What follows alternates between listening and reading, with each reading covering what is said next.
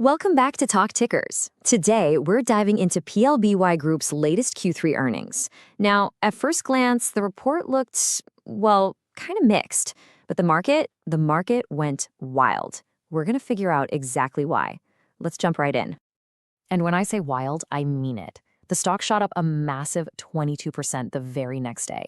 So what was the spark? What did investors latch onto that maybe the initial headlines completely glossed over? Okay, so let's get into the headline numbers. This is a perfect example of why you've got to read between the lines. Because yeah, one number missed, but another one hit a milestone that could signal a massive inflection point for this company. All right, here's the scorecard. You can see revenue came in just a hair under consensus, a 2% miss, barely anything. But forget that for a second and look at the bottom line. This is the real story. They blew past expectations on profitability. They hit break-even on a GAAP basis when analysts were expecting a loss. And even better, on an adjusted basis, they delivered a 200% beat. Now, that is what gets investors excited. So you really have these two different stories fighting for attention. The easy headline, the one you might see at a glance, is Playboy misses on revenue. But the real story, the one that actually mattered and drove that stock pop, it's that PLBY just posted its first GAAP profit since going public. I mean, think about that. This isn't just a quarterly beat. It's a sign that the entire business is fundamentally turning a corner. So the big question is, how did they pull this off? How do you go from losing money to making money? Well, it wasn't magic. It was all about a very intentional, very strategic pivot to what's called an asset-light business model. And it looks like it's finally paying off, big time. And you don't have to take my word for it. The CEO, Ben Kohn, basically said as much on the earnings call. He said, and I'm quoting, that these results validate the strategy. It's proof that their big bet, moving away from owning a bunch of stuff and instead just licensing the powerful Playboy brand, is the right move. And what's the engine behind this whole thing? It's licensing. I mean, look at this number. Licensing revenue was up a staggering 61% compared to last year. A huge chunk of that came from a single digital deal with a $5 million minimum guarantee. That's exactly what you want to see, predictable, high-margin cash flow. And the best part is that high-margin revenue flows directly to the bottom line. Adjusted EBITDA saw a huge improvement of $4.7 million year over year. They literally swung from a loss to a $4.1 million profit.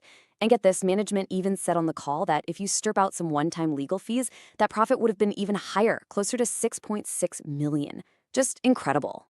But you know, it's not just about licensing. There are other good things happening here too. Their lingerie brand, Honey Birdette, it's on fire.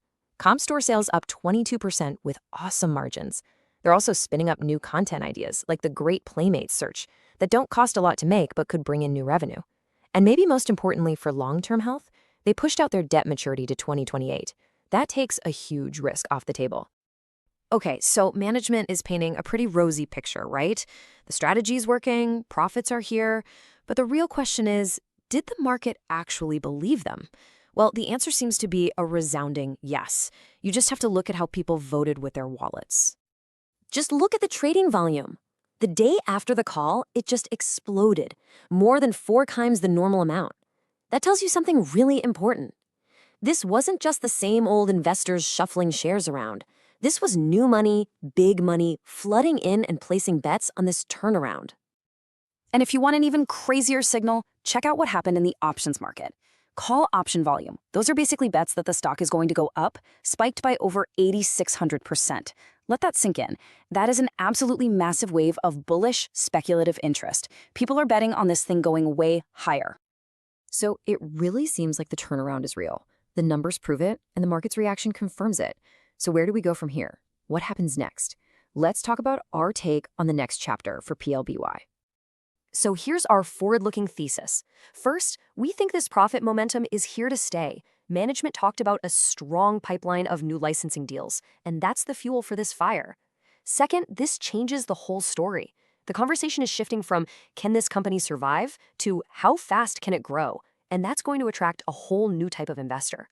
The bottom line is this: that asset-light model isn't just an idea on a PowerPoint slide anymore. It's working, and that makes this stock investable in a way it hasn't been for years. And because of that, because we're seeing this clear inflection point, this proof of profitability, and this validated strategy, we're initiating our coverage on PLBY with an outperform rating. Now, if you look at the broader Wall Street consensus, the average price target is sitting right around $3.